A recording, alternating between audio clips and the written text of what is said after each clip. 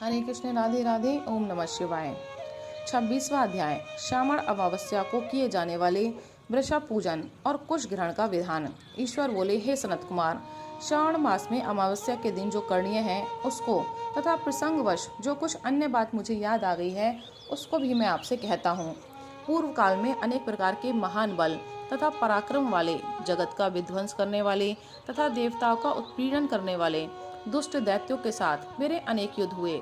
मैंने शुभ वृषभ पर आरूढ़ होकर संग्राम किए, किंतु महाशक्तिशाली तथा महापराक्रमी उस वृषभ ने मुझको नहीं छोड़ा। अंधकासुर के साथ युद्ध में तो उसने नंदी का शरीर विदीर्ण कर दिया, उसकी त्वचा कट गई, शरीर से रक्त बहने लगा और उसके प्राण मात्र बचे रह गए थे। फिर भी जब तक मैंने उस दुष्ट का संहार नहीं किया तब तक वह नंदी धैर्य धारण कर मेरा वहन करता रहा।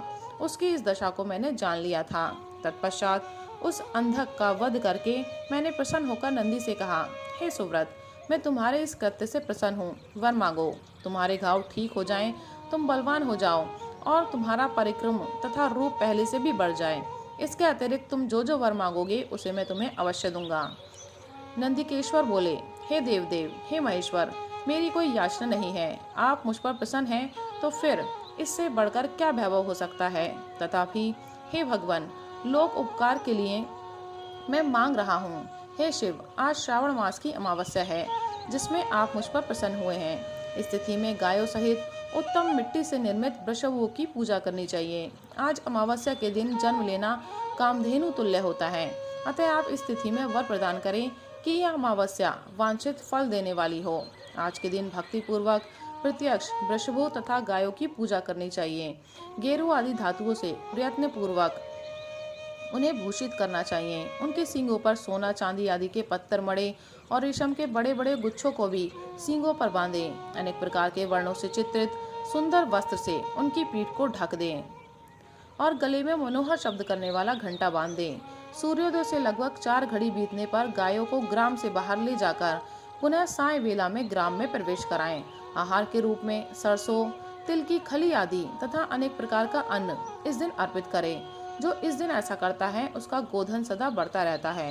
जिस घर में गाय न हो वह शमशान के समान होता है। पंचामृत तथा पंचगव्य दूध के बिना नहीं बनते हैं।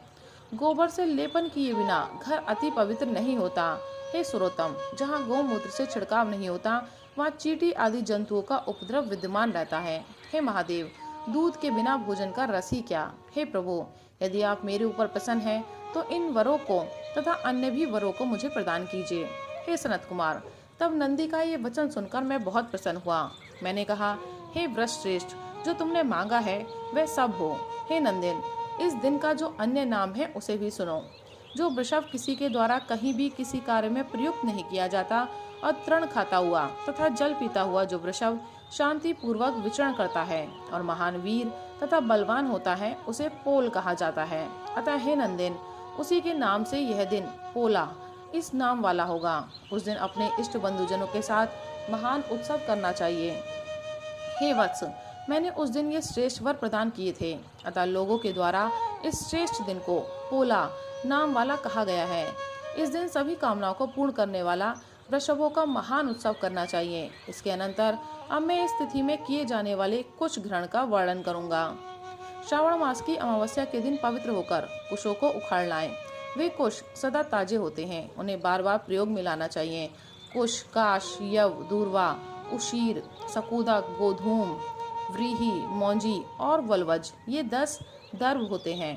ब्रह्मा जी के साथ उत्पन्न होने वाले तथा ब्रह्मा जी की इच्छा से प्रकट होने वाले हे दर्भ, मेरे सभी पापों को नाश कीजिए और कल्याणकारक होइए। इस उत्तम मंत्र का उच्चारण करने के अनंतर ईशान दिशा में मुख करके हु फट मंत्र के द्वारा एक ही बार में कुश को उखाड़ ले। जिनके अग्रभाग टूटे हुए ना हो तथा शुष्क ना हो वे हरित वर्ण के कुश श्राद्ध कर्म के योग कहे गए हैं और जल रहित कुश देव कार्यों तथा जप आदि में प्रयोग के योग्य होते हैं। 7 पत्तों वाले कुश देव कार्य तथा पितृ कार्य के लिए श्रेष्ठ होते हैं। मूल रहित तथा गर्भ युक्त अग्रभाग वाले तथा प्रादेश प्रमाण वाले 2 दर्भ पवित्रक के लिए उपयुक्त होते हैं।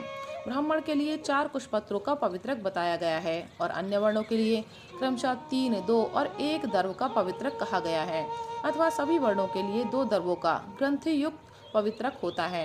यह पवित्रक धारण करने के लिए होता है, इसे मैंने आपको बता दिया।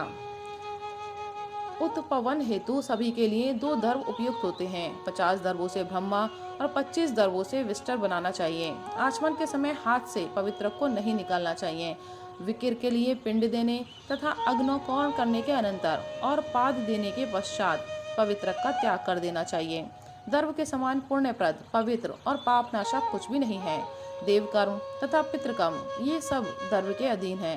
उस प्रकार के दर्भों को श्रावण मास की अमावस्या के दिन उखाड़ना चाहिए, इससे इनकी पवित्रता बनी रहती है। श्रावण मास की अमावस्या का वर्णन क्या किया जाए? हे सनत कुमार, श्रावण मास की अमावस्या के दिन जो कृत्य होता है उसे मैंने कह दिया। श्रावण मास में और भी जो करणीय है उसे भी मैं आपसे कहता हूँ। राधे राधे, हरे कृष्ण, ओम नमः शिवाय।